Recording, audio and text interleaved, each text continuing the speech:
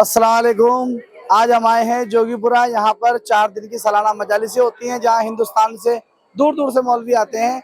और यहाँ पर एक मौलाना है, मौलाना शफी हुसैन शफक साहब, जो किसी तारुफ के मोहताज नहीं हैं, जो खुद एक प्रोफेसर हैं और आज यहाँ आए हैं। यहाँ का मैनेजमेंट देखते हैं, यहाँ बहुत बड़ा गैदरिंग, यहाँ मतलब लाखों की तादाद में पब्लिक यहाँ आती है और एक से एक बेहतरीन खतीब यहाँ मजलिस को खिताब फरमाने आते हैं।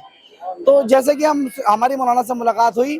अब जैसे आप जानते हैं कि मुस्लिम में दो फिरके बड़े होते हैं, एक शिया समाज, एक सुन्नी समाज। और इन दोनों ही समाज के अंदर दो तरह के लोग होते हैं, जो दरगाहों को मानते हैं और कुछ लोग दरगाहों को नहीं मानते हैं। तो मौलाना से दरगाहों को लेके एक सवाल हो, क्योंकि ये दरगाह का उर्स है या मौला अली का, क्योंकि शियों की ये सबसे बड़ी ये सालाना मजालिस का प्रोग्राम है और ये शियों की सबसे बड़ी दरगाह है हिंदुस्तान के अंदर। तो मौलाना से एक सवाल ये पूछना चाहता हूँ मैं, जो पब्लिक का जो आम सवाल भी है, कि क्या मौलाना इस बात को कुरान से या हदीस से साबित कर सकते हैं कि दरगाहें फैज़ पहुँचा सकती हैं, दरगाहों पे आना सही है? क्या मौलाना इस बात को साबित कर सकते हैं? बिस्मिल्लाहिर्रहमानिर्रहीम।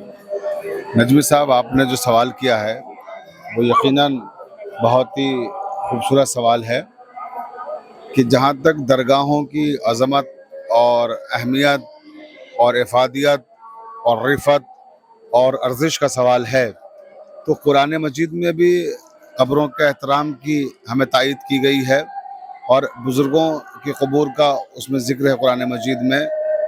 और दूसरी तरफ अहादीस में भी कब्रों का एहतराम हमें सिखाया गया है और उसकी तरफ इशारे किए गए हैं।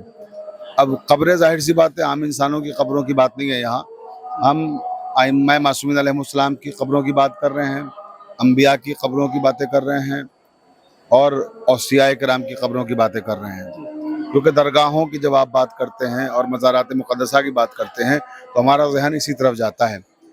तो पैगम्बर इस्लाम हज़रत मुहम्मद मुस्तफ़ा सल्लल्लाहु अलैहि वसल्लम ने फरमाया है कि क़ाल रसूलुल्लाह सल्लल्लाहु अलैहि वसल्लम मन ज़ारा क़ब्री वजबत लहू शिफ़ाअती।